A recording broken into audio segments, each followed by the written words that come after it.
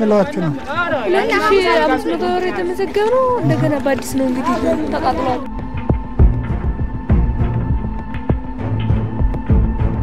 ይሄን ነምበር ስናመጣ እንዴት እንዳመጣ ነው እኛና ፈጣሪ ነን የምናውቀው። አይ ብሩ አይደለም ትራንስፖርትና ጊዜው 6 ወር ጠብቀን እንደዚህ ነው በብር ቆርቆራቸው እንደው ጨምሮ ብር እና ያማ ድጋሚ 5000 ብር እዚህ ጋር ይቆም በራፍ ላይ ይቆም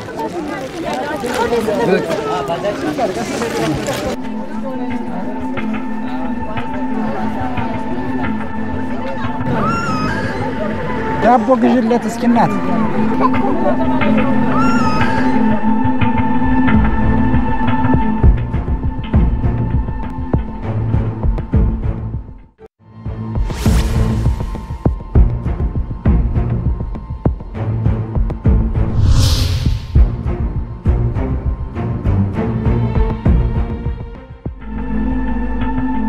የኢሚግሬሽንና ዜግነት አገልግሎት ጥራትና ደህንነቱ የተጠበቀ ቀልጣፋ አገልግሎት በመስጠት የሰዎችን በነጻነት የመንቀሳቀስ መብት ማረጋገጥን አንደኛው ዓላማው አድርጎ በአዋጅ የተቋቋመ ተቋም ነው። የዜጎችን በነጻነት የመንቀሳቀስ መብት ለማረጋገጥ ከሚሰጣቸው አገልግሎቶች መካከል ደግሞ አንደኛው የጉዞ ሰነድ ወይም የፓስፖርት አገልግሎት ይገኝበታል።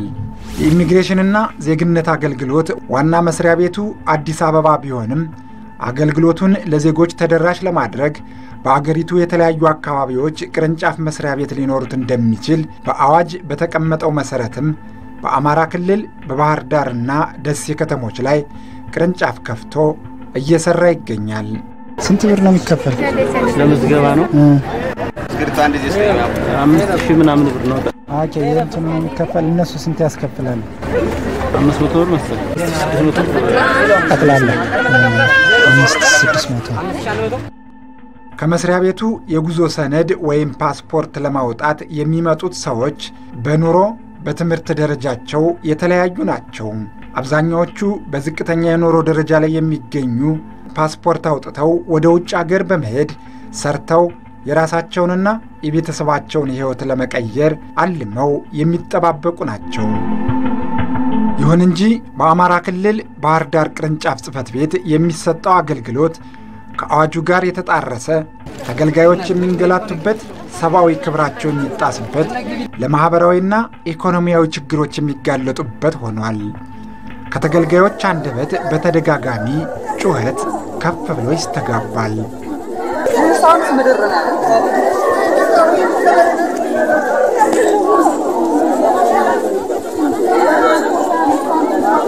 ከኡመራ ከመተማ ከደሴ ድረስ ከወሎ ድረስ የመጡ ልጆች አሉ። ከተለያዩ የአማራ ክልል ከተሞች ከሰሜን ሸዋ ጀምሮ ደሴ፣ ወልዲያ፣ ጎንደር፣ ምዕራብ ጎጃም፣ ምስራቅ ጎጃም የመጡ ልጆች ነበሩ።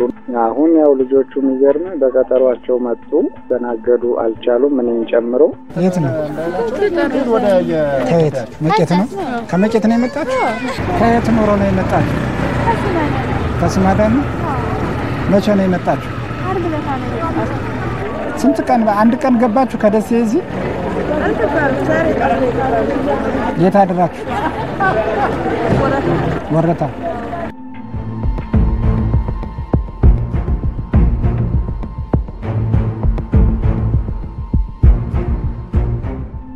የአማራ ሚዲያ ኮርፖሬሽን የምርመራ ቡድን የተገልጋዮችን ቅሬታ መነሻ በማድረግ በኢሚግሬሽንና ዜግነት አገልግሎት ባህር ዳር ቅርንጫፍ ጽሕፈት ቤት በመገኘት አገልግሎት አሰጣጡን በመቃኘትና ተገልጋዮችን በመጠየቅ ተቋሙ ላይ አሉ የሚባሉ ችግሮችን ለመታዘብ ችሏል።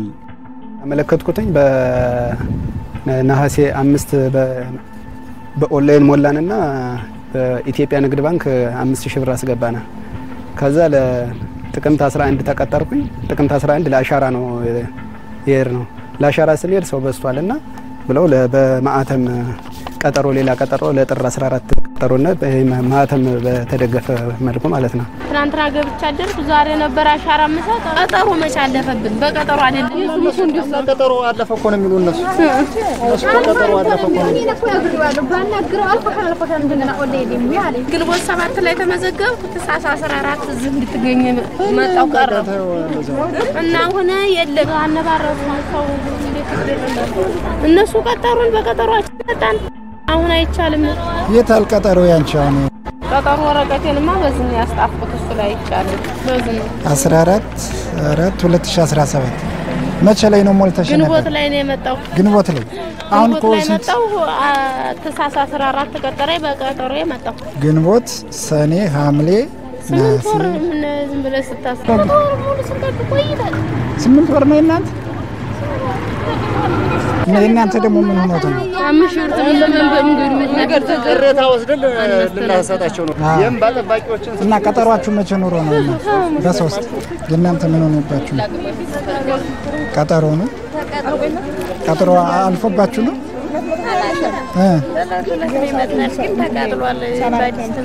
የመቼው ሆኖ ነው እናንተ ደግሞ ገብተን ብንጠይቅ ተቃጥሏል።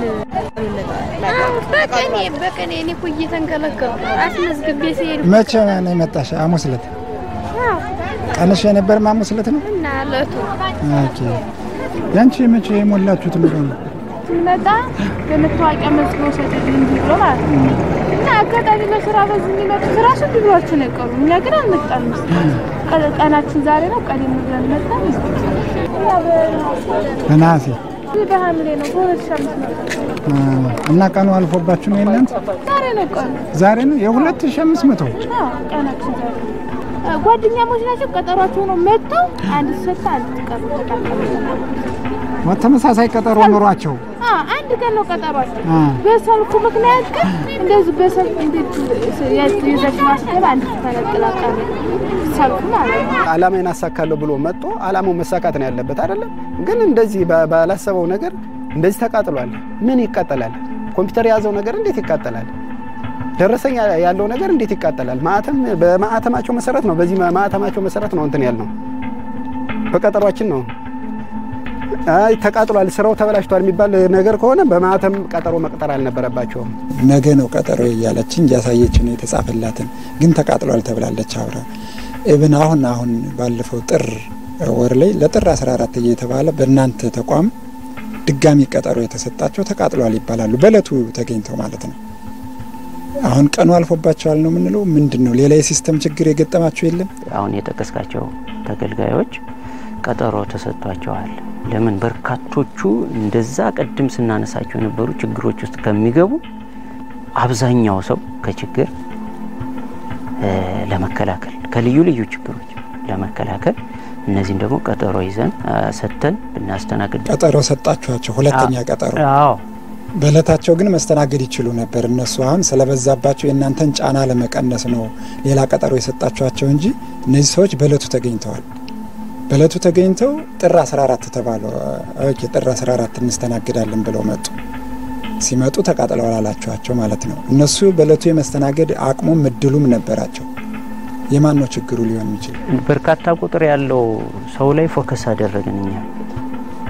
ቀጠሮ ቀናቸው ያለፈ ማለት ነው ያልተገኘ በርካታ ቁጥር ያለው ሰው ስላለ የነዛን ሰዎችም በለቱ የተገኙትን ብቻ ለመምረጥ የሚያስችል ሁኔታ አልነበረም። ግን ደግሞ መፍትሄ ስንወስድ የነበረው ብዙ ነገሮች ነበሩ።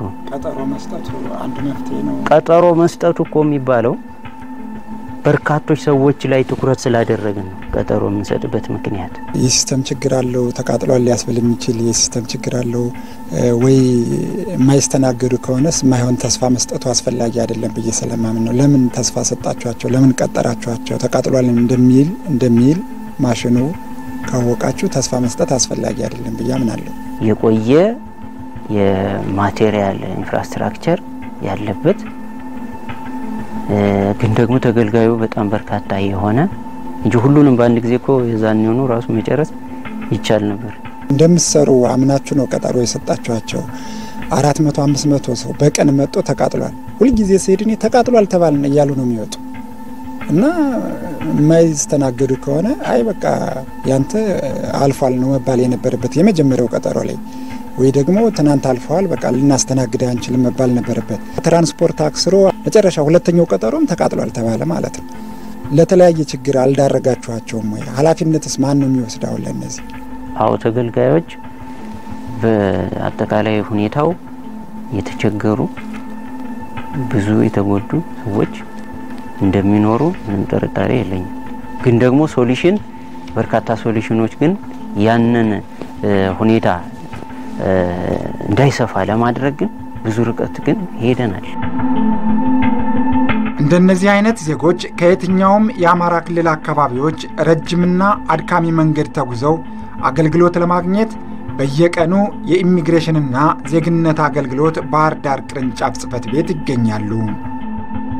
ያንቺውን ይዛርኒ ከተደረኩ የነገ ነው በግንቦት ነው የመጣው። ግንቦት 8 መጣ። ግንቦት ተቀጥራችሁ ነው? ግንቦት 8 ተቀጥራ መጣ። ለሰዓት 16 ተቀጠረ። ለነገ ማለት ነው። ቀርበን ሳንታነኛ ይመጣ። ከዛ እናፈያቸው ይሄ ተቀጥሯል ያገለግል ማለት ነው። ወገን አይደለ? ነገማ ገና ዛሬ እኮ ታህሳስ 15 ነው። 15 ነገ ተቀጥሯል ነው ያለው። ገና ቀኑ ድረስ እነሱ ግራ ተጋባ። እነሱ ግራ ተጋባ ነው ያው አይሳካም። እንደገና በአዲስ ክፈልና በአዲስ ተስተናገር ነው ያሉኝ። እኔ ደግሞ አቅሙ የለኝም። አቅሙ ስለሌለኝ ነው እስካሁን ድረስ ከመመላለሰው ምን ምለው አቅሙ ስለሌለኝ ነው። ምክንያቱም የብሩ አመጣጥና አሁን ያለው ሁኔታ አሁን ያለበት እንትን ይከብዳል። ዛሬ አይደለም ቀጠሮ? የኔ እኮ ዛሬ ቀጠሮ ነው ለአሻራ ማለት ነው። ስለዚህ ተቃጥሎ ላይ ስራ መዘና በአዲስ ተበስቧል።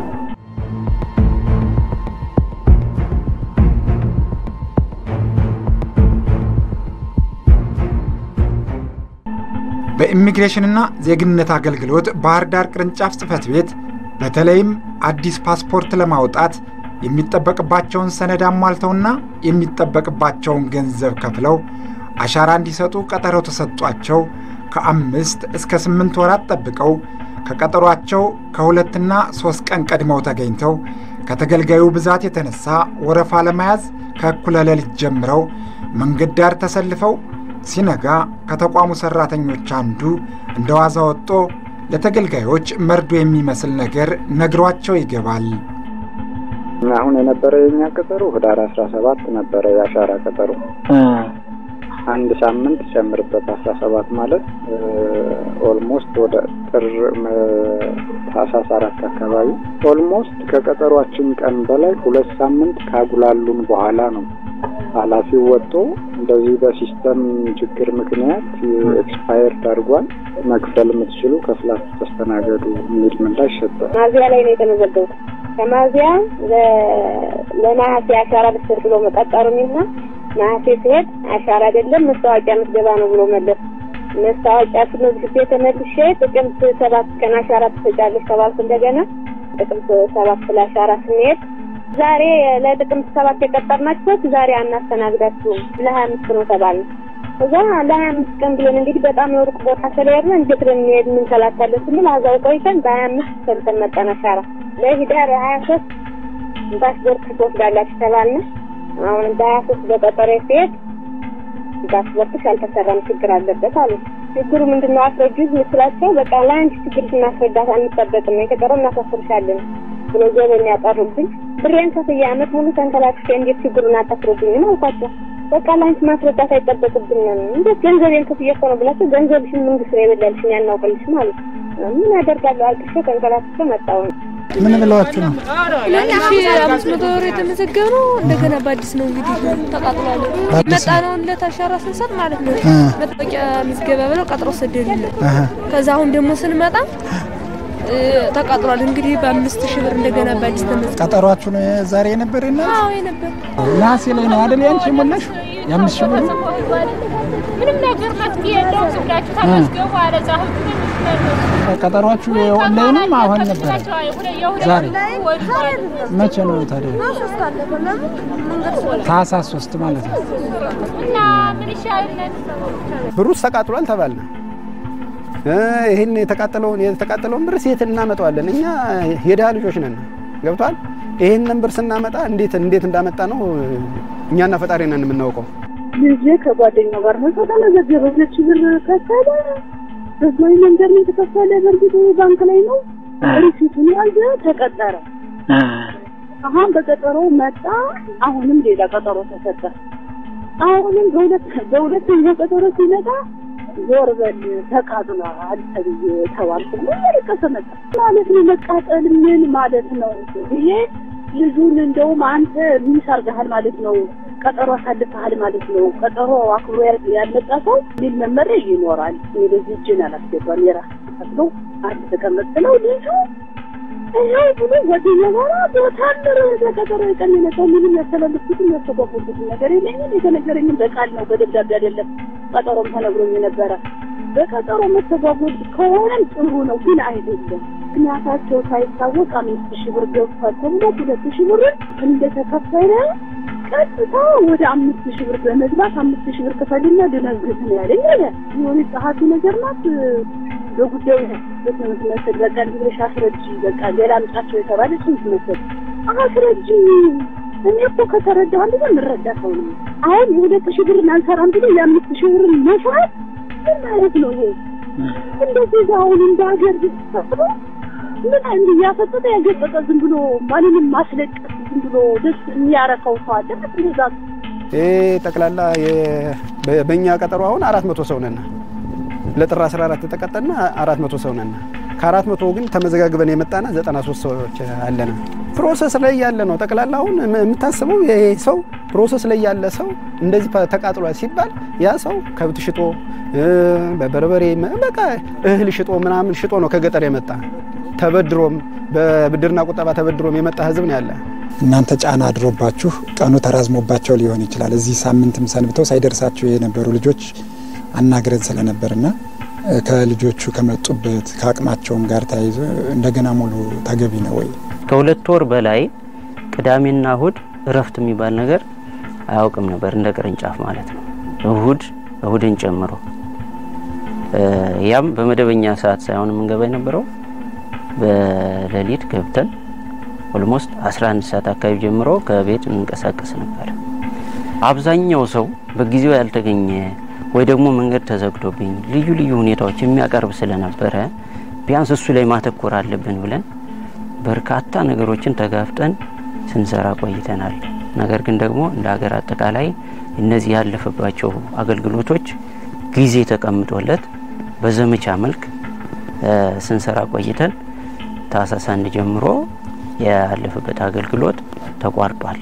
ተቋሙ ችግሮች ከሆኑስ ተቋሙ መጣው እነሱ መጣው ካላስተናገዳቸውስ ጫናውን ያመጣው ነገር ምንድነው? ጫናው ደግሞ እንዴት ነው ልንፈታ የሞከርንበት ሁኔታ? አሁን ጫናው አዎ ተፈጥሯል። ነገር ግን ደግሞ ያን ጫና ለመቋቋምና መፍትሄ ለመስጠት ግን በርካታ ነገሮችን ስናስኬድ ቆይተናል። በዚህ ሁኔታ በየቀኑ የሚገፉት የሚንገላቱትና በደል የሚፈጸምባቸው ተገልጋዮች ቅሬታቸውን ለኢትዮጵያ ሕዝብ እንባ ጠባቂ ተቋም ባህር ዳር ቅርንጫፍ ጽሕፈት ቤት፣ ለአማራ ክልል ስነ ምግባርና ጸረ ሙስና ኮሚሽንና ለሌሎች የፍትህ ተቋማት አቤት ብለዋል። እንባ ጠባቂ ተቋም ስናመለከት ደብዳቤ ሰጠንና በደብዳቤው መሰረት ሰጠን፣ ለኢሚግሬሽን ሰጠን። መልስ ሊሰጥ አልቻለም።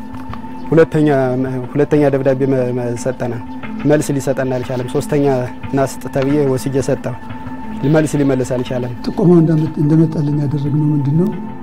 እንደሚታወቀው የዚህ የኢሚግሬሽንና ዜግነት ጉዳዮች ጽሕፈት ቤት በፌደራል የሚተዳደር መስሪያ ቤት ነው። ስለዚህ እሱን ለማየት የሚችለው የፌደራል ስነ ምግባርና ጸረ ሙስና ኮሚሽን ነው። ስልጣኑ እሱ ነው የሚሆነው። ስለዚህ እኛ ስልጣኑ ስለሌለን ከፌደራል መስሪያ ቤታችን ከስነ ምግባርና ጸረ ሙስና ኮሚሽን ውክልና ለመቀበል ሞከርን። ስለዚህ ውክልናውን ሰጡን፣ ውክልናውን ጠየቅን፣ ውክልናውን ሰጡን። በዛ መሰረት ነው የጥናት ስራን የሰራ ነው። ወደ ጥናት ነው የገባ ነው። የአሰራር ስራ ጥናት የሚባል የሙስናን ለመከላከል የሚያግዝ ጥናት እንሰራለን። በሱ መንገድ ነው ችግሩን ለመፍታት ጥረት ያደረግነው። አቤቱታቸውን ያቀረቡበት ዋናው ጉዳይ መስፈርቱን አሟልተው ተመዝግበው ያው አብዛኛው በኤሌክትሮኒክስ ነው በቀጠሯቸው ቀን እንደሄዱና ስለዚህ በቀጠሯቸው ቀን ሲሄዱ ቀጠሯችሁ ተቃጥሏል፣ ድጋሚ 5000 ብር መክፈል አለባችሁ በሚል አገልግሎቱን ማግኘት አልቻልንም በሚል በዚህ ቅር ተሰኝተው ነው ወደኛ የመጡት። ብዙ ጊዜ ወረፋ ሳይጠብቁ የሚስተናገዱ ሰዎች አሉ። እኛ ወረፋ እየጠበቅን ሌሎች ግን ወረፋ ሳይጠብቁ የሚፈልጉትን አገልግሎት እያገኙ ነው የሚል አቤቱታ ያቀርባሉ። ተሰልፈን ቆይተን እንግዲህ በጣም በሰልፍ ነው እንትኑን የሚያገኙት። ተሰልፈን ቆይተን ወረፋችን ሲደርስ በማናውቀው ምክንያት እናንተ አገልግሎት አታገኙ ብለው ይመልሱናል ነው የሚሉት። የባለ 5000ዎችን ነው እንጂ እንትን የሚል እኛን ገፋ ነው እንደውም ገናለ በብር ቆርቆሯቸው እንደው ጨምሩ ብለው እና ያማ ሻራ ሰተን በል እንግዲህ 5000 ብር ተመስግናችሁ ገና ቀኑ ተቀለ ምሽብሮች ለምገቢ ታያስሙ ደላሎች ይህን ያህል ገንዘብ ስጡንና እኛ ባጠረ ጊዜ በአጭር ጊዜ ውስጥ የምትፈልጉትን አገልግሎት እንድታገኙ እናደርጋቸዋለን ይላሉ። ያው እኛ እምቢ ብለን ስንተው ከሌሎቹ ገንዘብ ተቀብለው አገልግሎቱን በአጭር ጊዜ ለነሱ ይሰጧቸዋል። ፓስፖርታቸውን በአጭር ጊዜ እንዲያገኙ ያደርጋሉ። አላግባብ የሆነ ክፍያ እንጠየቃለን። እንደዚህ የመሳሰሉ አቤቱታዎችን ነው ይዘው የሚመጡት እኛ ጋር። ተገልጋዮች ለመገልገል ሲመጡ በደላላ የሚሰሩ ስራዎች አሉ፣ ጉዳይ አስፈጻሚዎች አሉ እዚህ አካባቢና ደላላ ካለ እንግዲህ ከናንተም ሰራተኞች ብልሹ አሰራር የሚከተል ባለሙያ አለ ማለት ነው። ደላሎች ፍላጎት አላቸው። የተለያዩ ምልክቶች ነበሩ። ከአካባቢው የፖሊስ ተቋማት ጋር አብረን ተቀናጅተን ነበር የምንሰራውና አንዳንዶች አጭበርብረው በዚህ በኩል ሌላ ኢሚግሬሽን አለ ወይም ደግሞ በዚህ በኩል ጉዳይ እናስፈጽማለን በአስቸኳይ ይፈጽምላቸዋል የሚል በስውርም በግልጽም ጥበቃ ይደረግ ስለነበረ እየተከታተሉ እንደዛ የተያዙበት ሁኔታ አለ። ከውስጥ ባለሙያ ጋራ የሚደረጉ ለምሳሌ እንትናን ፈልጌ ነበር የባለሙያ ስም ተጠቅሶ ቅርበት ሳይኖር ዝምድና ሳይኖር ከሌን ፈልጌ ነበር የሚባሉ ነገሮችን በር አካባቢ ላይ የሚያስተባብር ሰው ያስቆማል ማለት ነው። ለምንድን ነው የተፈለገው? ከናንተ ባለሙያዎች ይሄ አመለካከት ይሄ ተግባር አልተፈጸመም ገምግመናል። አሁን ይሄ ሰፊ ግምገማን ያደርጋል ፐርሰናል የሆነ ግምገማን ያደረግነው እና በባለሙያ ላይም እርምጃ ወስደናል። ማባረር ከቦታ ወደ ሌላ ሽፍት የማድረግ ከቅርንጫፉ ጭምር የማንሳት ማለት ነው። እንዲህ አይነት እርምጃዎች ወስደናል።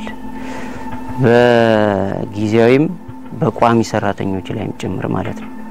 በጊዜያዊም ለምሳሌ ፓስፖርት ከመቀበል አንፃር ገንዘብ ስጡኝና ፓስፖርት ልስጥ ማለት ተጨማሪ ክፍያ ለፓስፖርት የሚሰጠው ክፍያ ይታወቃል። ነገር ግን ደግሞ ሌላ ያልተገባ ጥያቄዎች ነበሩ። እነሱን ሁሉ ገምግመን ያበረርናቸው ልጆች አሉ።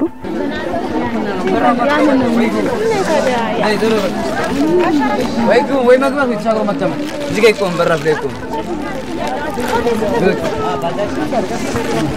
እና ለምን ይቆም ነው እና ግቢ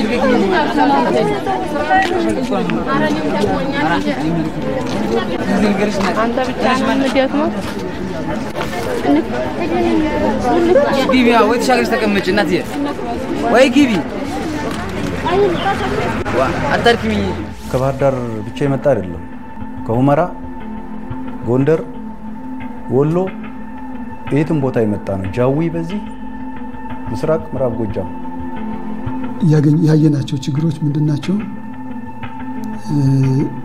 አገልግሎት የሚሰጡ የሰራተኛ ቁጥር በጣም ዝቅተኛ ነው። መስሪያ ቤቱ ላይ እስከ 27 የሚደርሱ ሰራተኞች አሉ። ቁጥራቸው 27 ቢሆንም ዋና ግን ለነዛ ተገልጋዮች አገልግሎት የሚሰጡት 15 ብቻ ሆኖ ያገኘናቸው 15 ሰራተኛ ያን ያያችሁትን ቁጥር ያለውን ተገልጋይ አገልግሎት ለመስጠት የሚያስችል አይደለም። በእኛ እምነት በጣም ትንሽ ናቸው። ተገልጋዩን ሙሉ ለሙሉ በአግባቡ ከማስተናገድ አንፃር በቂ ሰው ኃይል ወይም ደግሞ የማቴሪያል ሁኔታ የተደራጀ ነው ማለት አይቻልም። ብዙ ችግሮች ነበሩ። የሰው ኃይሉም ቢሆን የተሟላ አይደለም። ስታፉ በየዘርፉ የተደራጀ ሁሉን የሥራ ክፍሎች የሚሸፍን የሰው ኃይል ያለበት አልነበረም። ጫናው ያ ጭምር ነው። እና አሁን ምን አሏችሁ? እንደገና በአዲስ እነዚህ ሰዎች በቀጠሯቸው ይሄዳሉ። ያው እንደነገርኩ ቀጠሮ በስርዓት ስለማይመራ ሲሄዱ በዘፈቀደ ወይ አልኳቸዋል ሊባሉ ይችላሉ ወይ በቁም ነገር ላይ ይዙት ይችላሉ። ስለዚህ ድጋሚ ክፈሉ ነው የተባሉት። ቁጥራቸው እጅግ በርካታ ናቸው። በቀን እስከ 250 ሰው እንደሚስተናገዱ ሆነው ነው የሚመጡት። ነገር ግን ያው የሚስተናገደው ቁጥር ከዛም በላይ ነው። ብዙ ጊዜ እንደምናስተውለው ከዛም በላይ እንደሚስተናገድ እናያለን። ያም ሆኖ እጅግ ከፍተኛ መጉላላት ይደርስባቸዋል ደንበኞች ከቁጥራቸው ብዛት የተነሳ። በዛ መልኩ ነው መጉላላቱ እየተፈጠረ ያለው።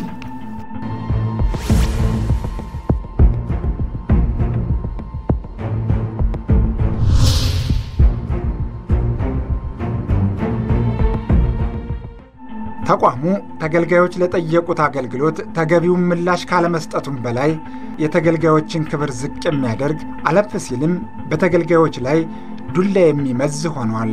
በከፈልነው ልክ አገልግሎት ስጡም ነው። ከዛ ድብድብም ሁሉ አምሯቸዋል። ጎረምሳ ለዛ ባለሙያዎቹ ብራች ጭርስ አድርገን ብዙ ተሰቃይተን ተንከላተን እየተወቃን ሁሉ ማለት ነው። በፕሮግራም በቀጠሮ ሄደህ አገልግሎት ልታገኝ ቢሮ ከገባህ በኋላ ውጣ ሁሉ ሊሉ ይችላሉ። ካላማርካቸው እንደዚህ አይነት አገልግሎት ነው እየተሰጠ ያለ። ሲያናግሩ ራሱ እየገላመጡ ነው የሚያናግሩ። ቢያንስ አንድ ሰው የሆነ ቢሮ ስትገባ በምንታዘዝ ምናምን ማለት አለባቸው። እነዚህ ግን እያመናጨቀ ውጣ በፖሊስ እናሳስራለን ምናምን ነገር፣ ይሄ የማይባል ነገር። እኔ በጣም ነው ሰውን በስነ ስርዓት ነው ማናገር ካለባቸው። አይ እንደዚህ ነው የኛ ያሰራራችን እንደዚህ ነው ብለው ቢያናግሩ መልካም ነው።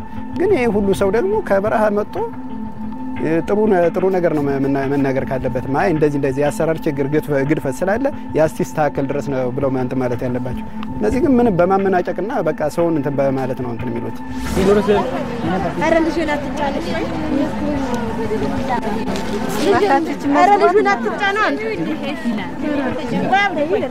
በጣም ተመትተናል። አረ ልጅ ራሱ እጇ ላይ መጥተዋት እጇ ላይ ቆስሎ ቆርቆሮ እንዳለች ወጣ እንኳን ስለገስተዋት እጇ ቆርቆሮ ተቀዳን የመጣች ተመታለች። በጣም ብዙ ግፊትና ዱላ ነው። በጣም በቃ ፖሊስ ሁሉ ይመጣ ነበር። 5 ወልት ነው መንገድ ላይ ቆሞ እየተማታ ሲሰራ የነበር ስርዓቱ ማለት ነው። ብሶት ሲሰማው ተገልጋዩ በቃ የሚመለከተው የተቋሙ ኃላፊ ያናግራን በሚል በቃ ፊት ለፊት ቁመን ስለነበር እኛን አመፅ ቀስቃሽ አድርገው ሌላ ትርጉም ሰጥተው የጸጥታ ኃይል እንወያይ ብለው ካስገቡን በኋላ በር ተቆለፈብን። ከዲሲፕሊን አንፃር የጫናው ሁኔታ ከፖሊስ የአካላት ጋር ነው የምንሰራው ብያለሁኝ። ግን መገፋፋቶች ይኖራሉ። ለምሳሌ ብዙ ቁጥር ነው ያለው በአግባቡ መሰለፍ አለበት በሚል ሐሳብ ስንሰጥ ያ ነገር ተግባራዊ ላይሆን ይችላል። ግን ያንን ደግሞ ምንም ይሁን በተቻለ መጠን ተቋቁሞ ከመስራት አንፃርም ደግሞ እንደዛው ችግር ነበር ማለት ነው። ባለሙያ ላይ ማለት ምንም ይሁን እንደምንም ብሎ ጫናውን ተሸክሞ መስራት አለበት። ይሄ ከባለሙያ የሚጠበቅ ነገር ነው፣ ከአንድ ተቋም የሚጠበቅ ነገር ነው እና የዲሲፕሊን ችግሮች ነበሩ። በኢሚግሬሽንና ዜግነት አገልግሎት ባህር ዳር ቅርንጫፍ ጽሕፈት ቤት በደረሰባቸው መጉላላት በተፈጸመባቸው በደል መፍትሄ የሚሰጣቸው እንደሌለ የተገነዘቡ ተገልጋዮችም እያነቡ ወደ መጡበት ተመልሰዋል። አታልቅሻና እስግበን ተዋር ይቀጥሩ ነው ሶስት ወር ደስ በዚህ ሌላ አታልቅሽ ማልቀስማ የለብሽ።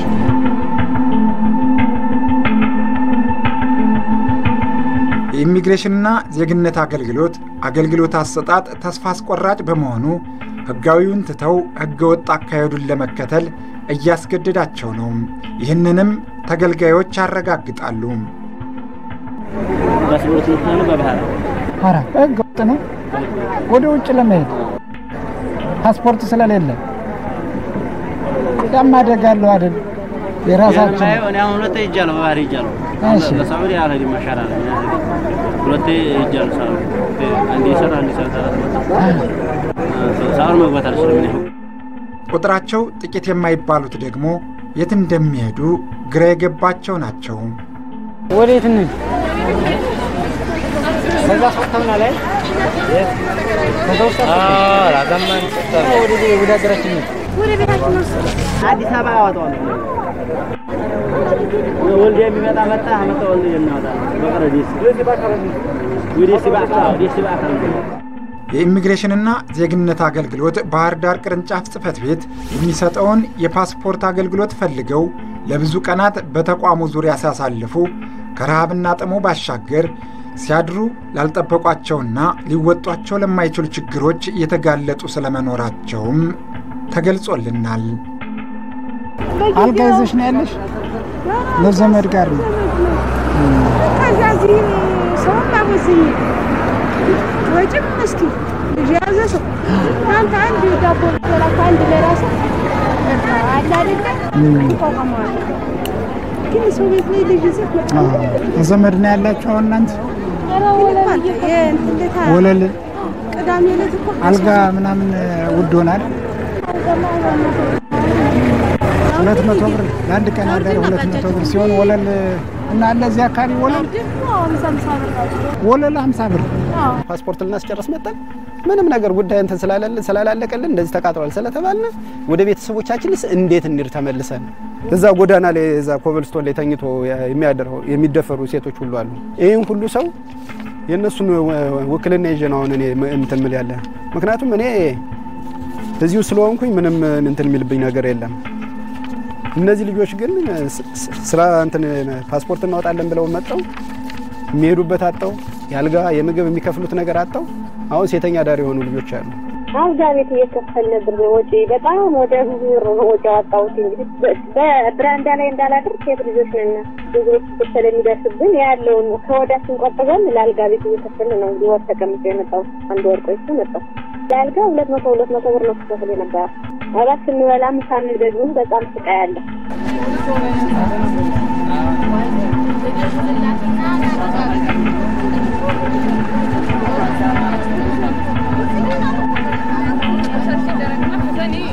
ለትራንስፖርት 1200 አሁን እዚህ አልጋ ይዛችሁ ነው?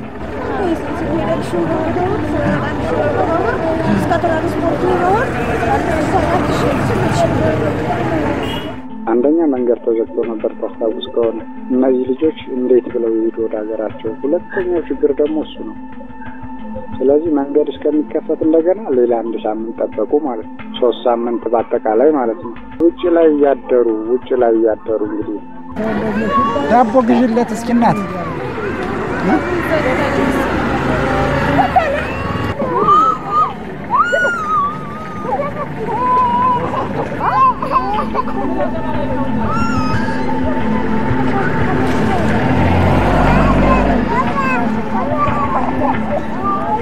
አንዲት ልጅ ከየት እንደመጣች አላውቅም። አሁን ሆቴል ላይ ያለች ነይ እንሙላልሽኛ ብለው ወስደዋት የባንክ ገንዘቧን ጥርቅ ሞባይሏን ጥርቅ አድርጋ ባዶ ሆና ቃውሳ ሆና አለች።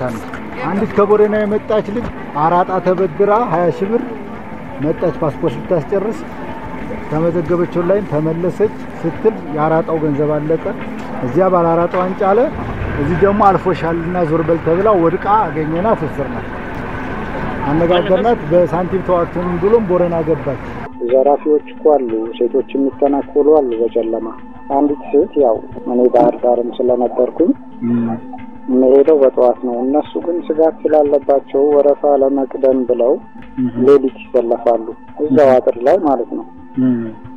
ሌሊት ተሰልፈው አንደኛዋን ሴት አንድ ጎረምሳ ይዟት ወደ ጨለማ ሁሉ ሄደ ብለው ሴቶች ሲነግሩኝ እኔ ውስጤ ነው የተሰበረው። 5 ልጆች እዚህ ተኝተው እዚህ ወረፋ ይዞ 5 ልጆች ሌት በባጃጅ መጥተው ወስደው ደፍረዋቸው አልጋ የሚከፍሉት ብር አጣው፣ ምግብ የሚበሉት አጣው። እንግዲህ ሴቶቻችን ወንዶችስ ችግር የለም ያው ተጋላጭም አትሆንም። እነዚህ ልጆች መንገድ ዳር እያደሩ መጨረሻ ላይ በቃ ሴቶች ላይ በጣም ትኩረት አድርገን እንሰራ ነበር። ምክንያቱም ያለው ነባራዊ ሁኔታ ለሴቶች ብዙ ነገሮች አጋላጭ ነው፣ አስቸጋሪ ሁኔታ ይፈጥርባቸው ስለነበረ ህፃናት የያዙ አረብ ወይም አረጋውያን የሆኑ ድጋፍ የሚያስፈልጋቸው ሰዎችን ቅድሚያ እየሰጠን እንሰራ ነበረ። ያው እንግዲህ አጥኚዎቹ ሄደው እንዳዩት በጣም ከፍተኛ መጉላላት ይደርስባቸዋል። ብዙዎቹ ለአገልግሎት የሚመጡት ከሩቅ ቦታ ነው የሚመጡ፣ ሴቶችም ናቸው አብዛኞቹ።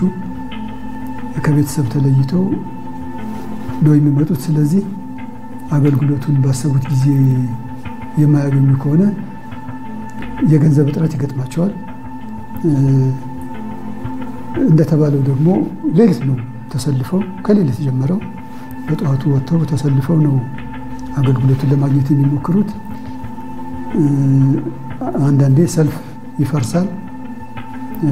እንደዛ አይነት አንዳንዴ ደግሞ እንግዲህ እኛ አላረጋግጥንም፣ ግን የመደፈር ሌሎች ሰዎች እነሱን ለመጠቀሚያ ለማድረግ የመሞከር ነገር እንደዛ አለ ይባላል። እንደዛ ይባላል። ያው ይሄ እንግዲህ የሚጠበቅ ነው። ያው ከምናየው መጉላላት አንፃር እንደዚህ አይነት ነገሮች ሊኖሩ ይችላሉ ብለን እኛም በእነሱም ተገልጾልናል። እንደዛ ይኖራል ብለን እንጠብቃለን።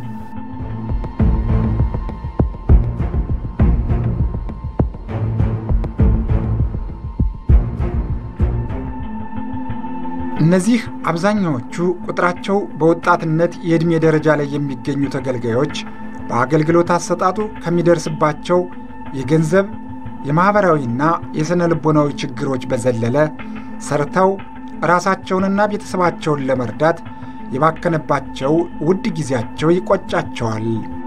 የከፈላችሁት ብር ተቃጥሏል። እንደገና እንግዲህ አስበው ሐምሌ ላይ ያመለከተ ሰው እንደገና እንኳን ክፍያውን ልክፈል ቢል መጋቢት ሚያዝያ ላይ ነው የጊዜ መጉላላቱ እንዳለው ነው ማለት ነው። ከገንዘብም ከጊዜም አጠቃላይ ኪሳራው ከባድ ነው። ሳይኮሎጂካል ጉዳቱ አለ፣ ኢኮኖሚካል ጉዳቱ አለ።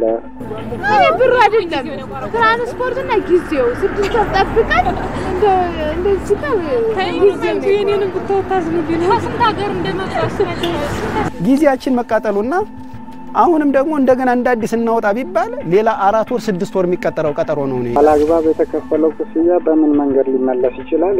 ወርቅ የሆነ ጊዜያችንን ከሐምሌ ከሰኔ ጀምረን አመልክተን ስንጠባበቅ እንደገና ገንዘብም ከስረ ላስ ደግሞ ታይምን አጥተህ አሁን እኮ እኛ እንዳዲስ ስትመዘገብ እሺ ብሩ ይበላ። ነገር ግን ይሄ ኬዝ እንዳለ ሆኖ እንደገና ለመጋቢት ለሚያዝያ መቀጠሩ ፌር አይደለም። ሁለት በደል ነው በደሉ። እንባ ጠባቂዎች እያሉት ያሉ በየቀኑ እንትን እያለ ነው። እኛ ኬዙን ይዘናል። እስካሁን መፍትሄ የሰጠን አካል የለም። እየጠየቅን ነው። አሁን እንባ ጠባቂ ነው የምንሰጠው። ይሄን ጥሩ ባይሆን ነው እንጂ ምርመራ በምናካሄድበት ጊዜ ከአቤቱታ አቅራቢዎች ያገኘናቸው ጉዳዮች አሉ። በእኛም ኦብዘርቬሽን ያየናቸው ጉዳዮች አሉ። በተለይ አገልግሎት አሰጣጡ ደካማ በሚባል ደረጃ ያለ ምናልባት እንግዲህ ከሰራተኛ ቅን የሆነ ሰራተኛ ሊኖር ይችላል። አጠቃላይ ግን እያየነው ያለነው እንደ ተቋም ነው። የመጀመሪያውን ስቴፕ ወደ 8-7 ክፍል ነው የሚገባው። የፎቶኮፒ እንኳን ግዴታ ነው። ፎቶኮፒ የምታደርገዋ ማህተም ካልመታች ከዛው ከነሱ በግል እንኳን ፎቶኮፒ ማድረግ አይቻልም። ከዛም በላይ የሚገባበት ቢሮ እዚህ ወደ 5-6 አለ። ከሁሉም መግባት ይጠይቃል። ምንም ያስገባ ነገር የለም። ወይ አንድ ላይ መሆን አለባቸው እነዚህ ሰዎች፣ ያለዛ ደግሞ አሰራሩ መጠየቅ አለባቸው። በቃ የተንዛዛ ነው አጠቃላይ። ሁለተኛ በሲስተሙ በተያዘው ቀጠሮ መሰረት መግባት አትችልም። ሲስተሙ ቀጠሮ ይሰጣል። ሌላ የጽሁፍ ቀጠሮ ነው የምትሰጠው። የተስተናጋጁ እንደ ቅደም ተከተሉ መጥቶ በአግባቡ የሚስተናገድበት አሰራር የለም። ድብልቅልቅ ነው። አንድም ሊነግርህ የሚችል ሊያመላክትህ የሚችልም የለም። ሰው ሲባዝን ነው የምታየው። አሻራ የሚሰጥባቸው መሳሪያዎች ቁጥራቸው 4 ነው። 4 ያው በጣም ጥቂት ነበሩ። 4 ትንሽ ናቸው። ግን ከነዚህ ከአራቶቹም አገልግሎት እየሰጡ የነበሩት እኛ ለጥናት በሄድንበት ወቅት 2 ብቻ ናቸው። 2 በብልሽት ምክንያት አገልግሎት አይሰጡም ነበር። ሌላው አልፎ አልፎ የሲስተም መቋረጥ ችግር ይገጥም ነበር። ላየነው በርካታ ተገልጋይ የሚሆን ቢሮ አይደለም ያላቸው። የቢሮ እንትኑ ቁጥሩም ትንሽ ነው። እንደገና ደግሞ በጣም ጠባብ ናቸው ቢሮዎቹ። ደንበኛ ለማስተናገድ የማይመቹ በጣም ሁከታ የሚበዛባቸው ደንበኛን የሚያማርሩ ባልተገባ መንገድ አገልግሎቱ ለማግኘት የሚገፋፉ ሁኔታዎች ናቸው። እነዚህ አሁን የማቴሪያሉ የቆየ ኦልድ የሆነ ኢንፍራስትራክቸር ነው ያለው። ያን ሁሉ ነገር ተሸክመን ግን እንደምንም ህብረተሰብ ስለሆነ ተገልጋይ ስለሆነ የባሰ ብዙ ችግሮች እንዳይደርሱባቸው ግን በተቻለ መጠን እነዛን መፍትሄዎች ሌሊት መግባት በጨለማ የመውጣት ቅዳሜና እሁድን ጨምሮ የመስራት ምሳ ላይ ጭምር የመስራት ሁኔታዎችን ግን አጠናክረን ስንሄድ የነበረው በዛ ምክንያት ነው። የማቴሪያል ሁኔታ በቀላሉ የሚገኙ ማቴሪያሎች አልነበሩም። እነዚህ አሁን ያሉ እስካሁን የነበሩ የኮምፒውተር አጠቃላይ የኢንፍራስትራክቸሩ በቀላሉ ሊቀየሩ የማይችሉ ገበያ ላይ ሁሉ ተፈልገው ያልተገኙ ናቸው። ነገራችን ላይ በእነዛ ነበር የሚሰራው እና ቁጥራቸውንም ወዲያውኑ ለመጨመር የሚያስችል ሁኔታ አልነበርም፣ የሉም። ስደትን የምንመርጥበት ምክንያት ምንድነው? ሰርተን እንለወጣለን በሚለው ነገር ነው። እኛ እኮ ፕሮሰስን ጀምረን አሁን በአየር ላይ ነው ያለ። ቀድመን ፓስፖርቱን አዘጋጅተን እንጠብቅ ብለን ነው። እነዚህ ተጎጂ ወይንም በአገልግሎት አሰጣጡ በደል የደረሰባቸው አካላት በወቅቱ ተገቢውን ምላሽ ሊያገኙ አልቻሉ። ምላሽ ማግኘት ብቻ አይደለም፣ ብዙ በዚህ ፓስፖርት የሚያደርጉት ከውጭ ጉዞ ጋር የተገናኘ ከስራ ጋር የተገናኘ ከህይወታቸው ጋር የተገናኘ በርካታ ጉዳዮች አሉ። እነዚህን ጨምሮ በህይወታቸው ላይ ከፍተኛ የሆነ በደል ይደርሳል ማለት ነው። በህግ ከተፈቀደ ውጪ ተጨማሪ ክፍያዎችን እንደሚጠየቁ ተናግረዋል። ህጋዊ ባልሆኑ ደረሰኞች ገንዘብ የመሰብሰብ ነገር አይተናል። እነሱ ነገሮች ያው ጥናቱን ባደረግንበት ወቅት እኛም ከተገልጋዮችም አንዳንድ ደረሰኞችንም በአካል ያየንበት ሁኔታ አለ። በዚህ ኑሮ ውድነት አልጋ ይዞ የምግብ ወጪ አውጥቶ ነው ከነሱ ጋር እንትን እያለ ያለው።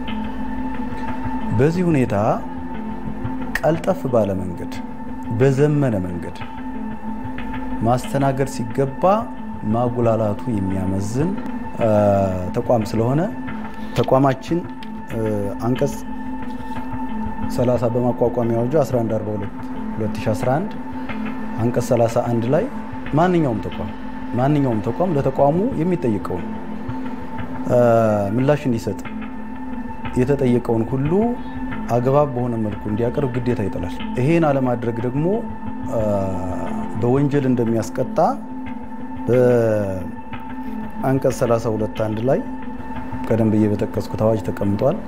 ከ5 እስከ 7 ዓመት በሚደርስ እስራት የሚያስቀጣ ነው። ይሄ ህግ ነው። ስለዚህ ይሄን ህግ አለማክበር፣ ህግ የጣለበትን ግዴታ አለማክበር የትኛውም ኃላፊ የትኛውም ሰራተኛ ከህግ በላይ ነው ማለት ነው። በዲሞክራሲ ስርዓት ደግሞ ማንኛውም ሰው ከህግ በታች ነው።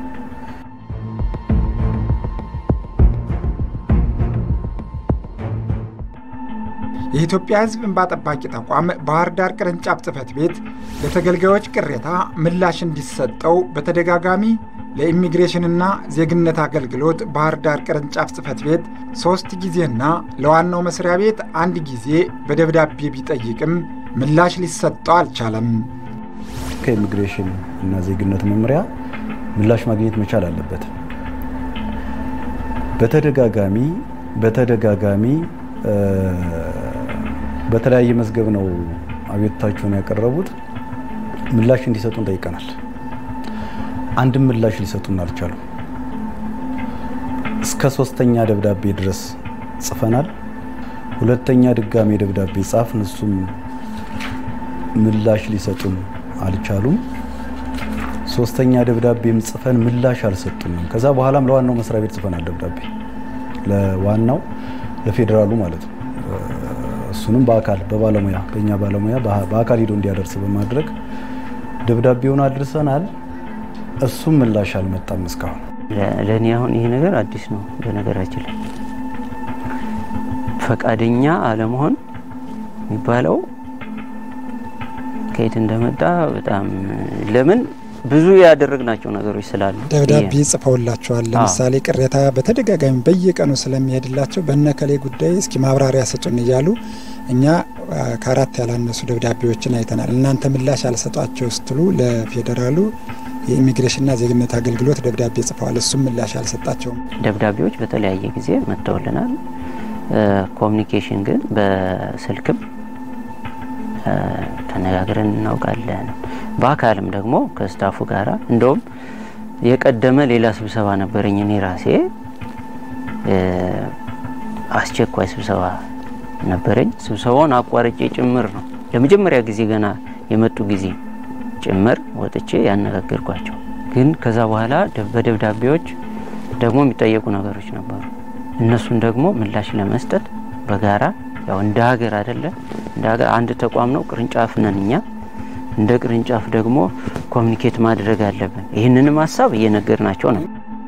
የሕዝብ እንባ ጠባቂ ተቋሙ ተገልጋዮች ለጠየቁት የተበደልና አቤቱታ ምላሽ እንዲሰጠው አገልጋዩን ተቋም በደብዳቤ መጠየቁ አንድ እርምጃ ቢሆንም ከደብዳቤ ባለፈ በአዋጅ ቁጥር 1142 ዝባር 2011 አንቀጽ 32 ያለበቂ ምክንያት በተቋሙ በቀረበ የምርመራ ውጤትና መፍትሄ ወይም የቁጥጥር ውጤት መሰረት የእርምት እርምጃ በ30 ቀናት ውስጥ ያልወሰደ እንደሆነ ከ5 እስከ 7 ዓመት በሚደርስ እስራት ወይም ብር 10,000 ብር የገንዘብ መቀጮ ወይም በሁለቱ ይቀጣል በሚል የተሰጠውን ስልጣን በመጠቀም ቀጣይ እርምጃዎችን ለመውሰድ ግን የዘገየ ሆኖ አግኝተነዋል። በምን ያክል ጊዜ ነው ምላሽ መስጠት ያለባቸው? ምላሽ ካልሰጡስ የእናንተ የወደፊቱ እርምጃ ምንድን ነው የሚሆነው? በ30 ቀናት ውስጥ ነው የሚለው አዋጁ። አክቹአሊ 30 ቀናት የሚለው የከፍተኛው ነው። ስለዚህ እኛ በራሳችን እንትን በምን ያክል ቀን ምላሽ እንዲሰጡ እንደየነገሩ ሁኔታ እንደየኬዙ 5 ቀን ከሆነ በ5 ቀናት ውስጥ ምላሽ ስጡ ብለን እንልካለን በደብዳቤያችን። 10 ቀን ከሆነም 10 ቀን፣ 3 ቀን ከሆነም 3 ቀን ብለን በዛ ደረጃ እንደገና ድጋሚ ደብዳቤ እንጽፋለን። ስለዚህ አጠቃላይ በ30 ቀናት ውስጥ ግን የግድ ምላሽ መስጠት አለበት ማለት ነው። ስለዚህ በ30 ቀን ውስጥ ምላሽ ካልሰጠ ምንድን ነው የሚሆነው? የእናንተ እርምጃ ቀጣዩ ምንድን ነው የሚሆነው? በ30 ቀናት ውስጥ ምላሽ ካልሰጠ አንደኛ ቅድም በህጉ እንደተቀመጠው ምላሽ አለመስጠት ወንጀል ነው፣ በወንጀል የሚያስጠይቃል። አንደኛ እሱ ነው። ሁለተኛ ልዩ ሪፖርት አዘጋጅተናል እንልካለን። ልዩ ሪፖርት ማለት በአዋጁ አንዱ የተረጋገጠው ነው። ለህዝብ ተወካዮች ምክር ቤት እንዲላክ በማድረግ የህዝብ ተወካዮች ምክር ቤት እርምጃ የሚወስድበትን ሁኔታ ይመቻቻል ማለት ነው። ሁለት ነገሮች ናቸው። ሶስት ነገሮች ተቀምጠዋል አዋጁ ላይ።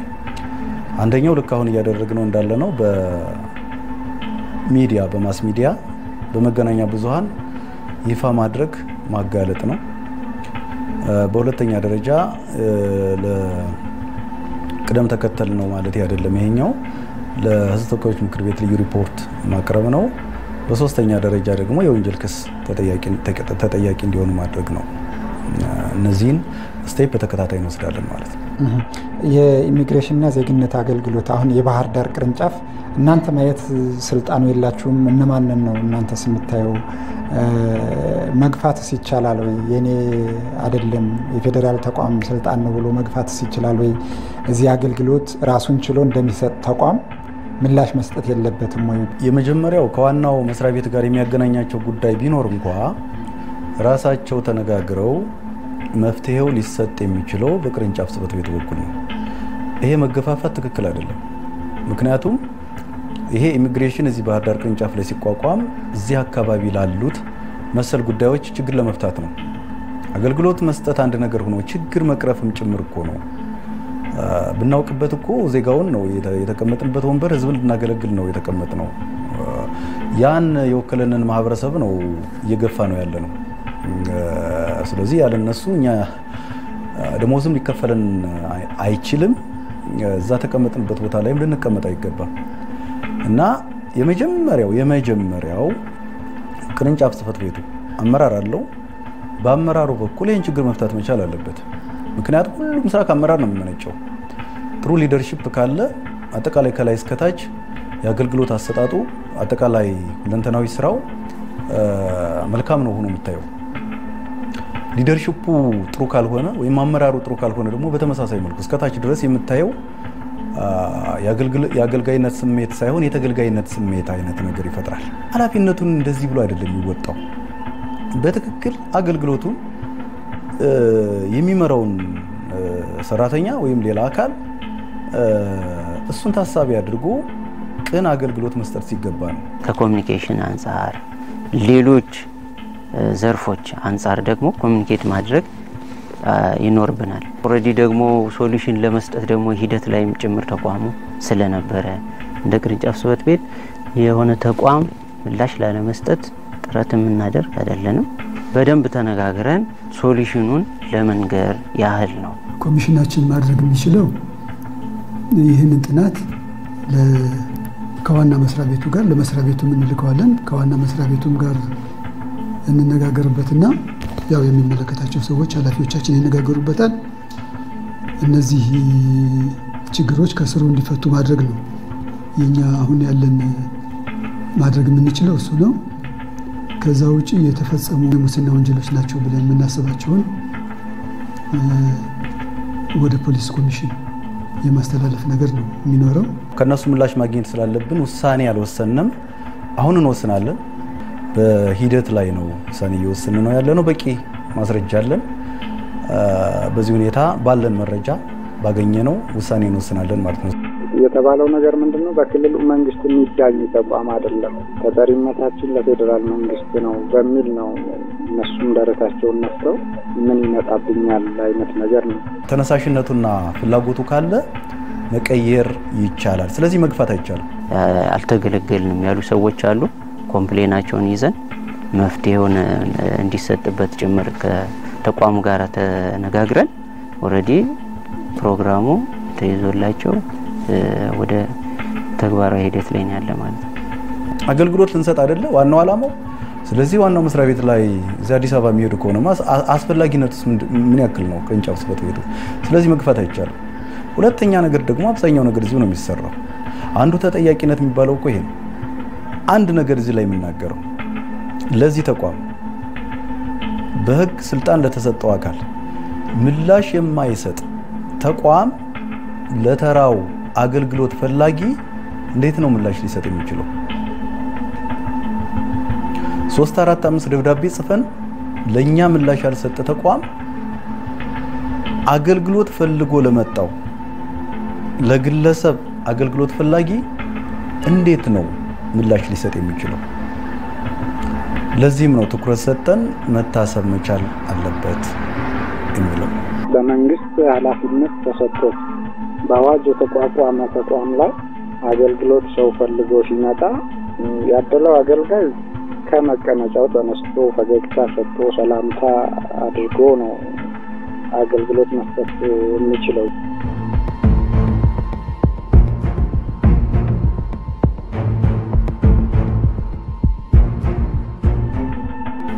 ስለዚህ በሁለት መንገድ የመልካም አስተዳደር ወይም የዲሞክራሲ ስርዓት ግንባታውን ይጎዳል። አንዱ ይሄ ነው በቅርብ የሚታየው። ሁለተኛው ልምምዱ የህግ የበላይነት የሚያረጋግጥ አይደለም።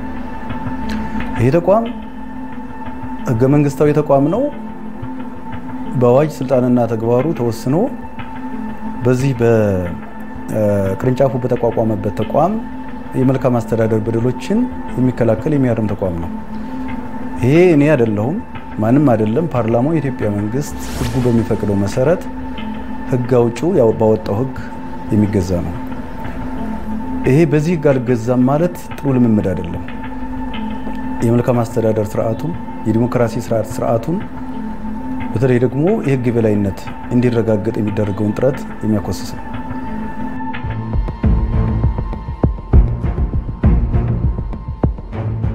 ለምሳሌ ይሁንም ከተባለ ማለት ነው 4 ወር ከሆነው በቃ 2 ሳምንት ሲቀረው ዶርም ተከራይቶ 1 ወር ያንን ማመቻቸት ነው እንደ መፍትሄ። አሁንና ምን ለማድረግ አስባችሁ? ተመለስ ሁለተኛ ብትሞሉ ኃላፊነታችሁን ወስዳችሁ ነው ራሳችሁ። ያን ተቋም በአንድ ጀንበር ማስተካከል ይቻላል።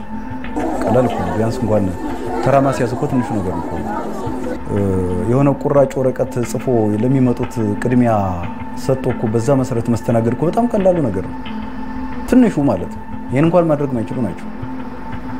ተነሳሽነቱና ፍላጎቱ ካለ መቀየር ይቻላል። ስለዚህ መግፋት አይቻልም። አጠቃላይ ግን የአገልግሎት አሰጣጡ ስር ነቀል የሆነ ሪፎርም የሚያስፈልገው ተቋም እንደሆነ እንረዳለን፣ ለተቋም ማለት ነው።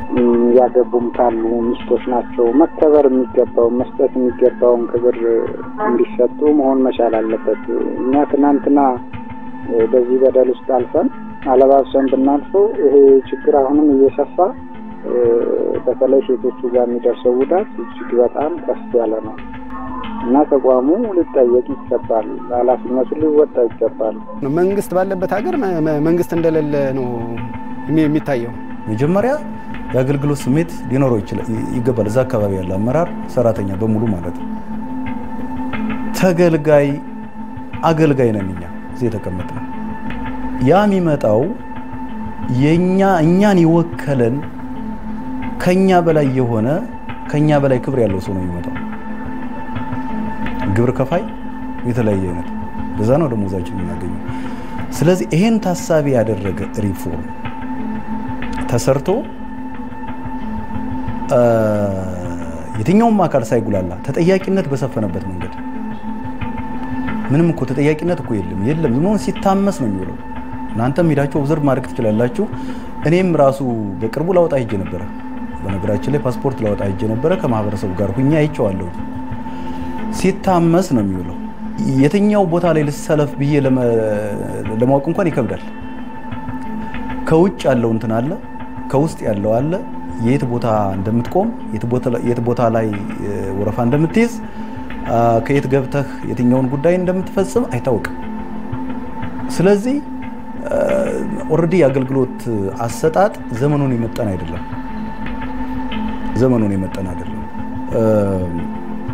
አሁንም በቁጥጥር እቅድ ይዘን የምናየው ይሆናል። ቁጥጥር ማለት አንድ ተቋም በህግ መሰረት እየሰራ መሆኑን የምናይበት ነው። ምርመራ ለብቻው ነው፣ ቁጥጥር ለብቻው ነው። ስለዚህ ቁጥጥሩም እዚህ አካባቢ በትኩረት እንዲሰራ እናደርጋለን። ምክንያቱም ምላሽም እየሰጡ ስላልሆነ እሱም ብቻም አይደለም፣ ቀጣይ በራስ አነሳሽነት ምርመራም ሊካሄድ ይችላል። ሰው ስለመጣ ብቻ አይደለም፣ ራሳችን ሄደንም ተቋሙን የምንመረምርበት አሰራር አለ። ስለዚህ በዚህ መንገድም እንሄዳለን። ምክንያቱም እጅግ በርከት ያለ የህብረተሰብ ክፍል የሚስተናገድበት፣ ሁለተኛ ለህይወታቸው መሰረት የሚሆን ዶክመንት የሚያገኙበት ተቋም ነው እና ይህንን ተቋም ችላ ብሎ መቀመጥ አይቻልም። እንደው ዝም ብሎ ተራ አገልግሎት ብቻ አይደለም፣ በህይወታቸው ላይ አንዳች ትርጉም የሚያመጣ ጉዳይ ነው ሉዝ የሚያደርጉት ወይም የሚያጡት። ሌላውን ፕሮሰስ ከጨረስክ በኋላ በፓስፖርት ምክንያት ከውጭ መሄድ ለስራ ወይም ለተለያየ ነገር ብትቀር ምን ያክል ስሜት እንደሚፈጥር በራሳችን ሆነን ስናስበው ከባድ ነው። ስለዚህ ትልቅ ትኩረት እንሰጠዋለን ማለት ነው። ይሄን ተቋም ኢሚግሬሽን ላይ በርካታ ሰው ነው የሚመጣ። ከዛ አንፃር አገልግሎቱ ፈጣን መሆን አለበት።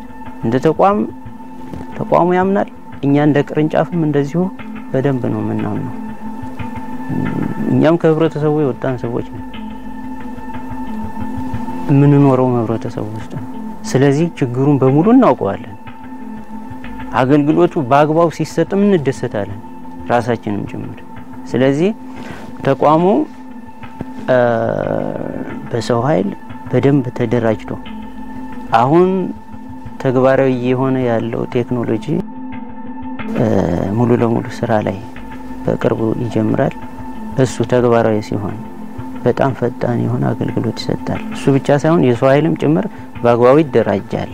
እነዚህ ቅድም ስንላቸው የነበሩ በጣም የቆዩ የአገልግሎት መስጫ ማቴሪያሎች ሙሉ ለሙሉ ሲቀየሩ ፈጣን አገልግሎት የማንሰጥበት ምክንያት ምንም ነገር ሊኖር አይችልም ማለት ነው።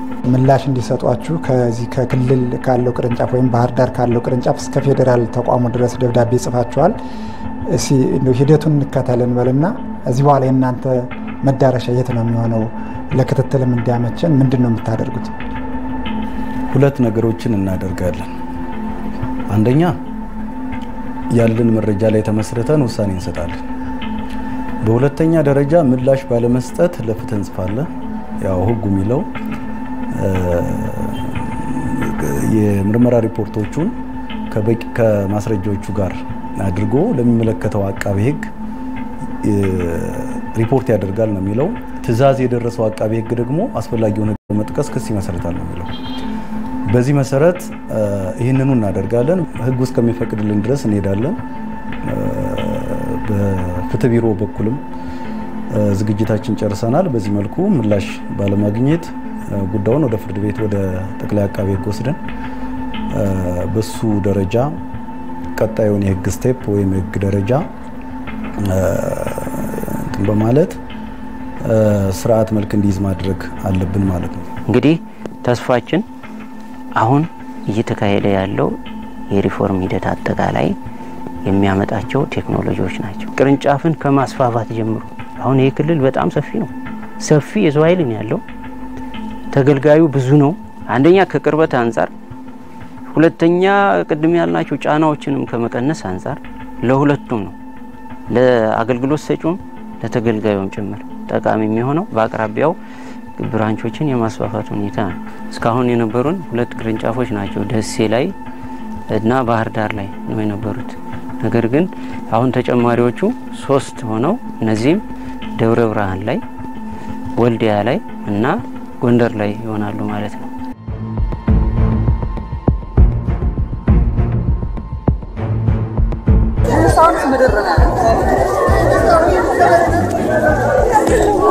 እንደዚህ ተቃጥሏል። ምን ይቃጠላል? እንደገና በአዲስ ነው እንግዲህ ተቃጥሏል። መክፈል የምትችሉ ከፍላችሁ ተስተናገዱ የሚል ምላሽ ሰጠ። ሲያናግሩ ራሱ እየገለመጡ ነው የሚያናግሩ። ጸጥታ ኃይል እንወያይ ብለው ካስገቡን በኋላ በር ተቆለፈብን። ወረፋ ይዞ 5 ልጆች ሌት በባጃጅ መጥተው ወስደው ደፍረዋቸው አታልቅሻ።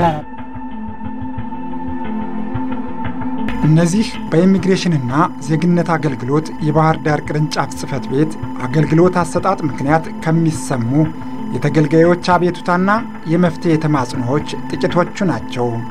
እናም ተቋሙ የተቋቋመበትን ለተገልጋዩ ህብረተሰብ ፈጣን አገልግሎት የመስጠት ግቡን እንዲያሳካ ተገልጋዩንና ዘመኑን በሚመጥን የሰው ኃይልና ቁሳቁስ ሊያደራጅ ይገባዋል። የፍትህና የዲሞክራሲ ተቋማት ጥልቅ ምርመራ በማካሄድ ችግሩን የሚፈጥሩ አካላት ለፍትህ የማቅረብ ኃላፊነታቸውን ሊወጡ ይገባል።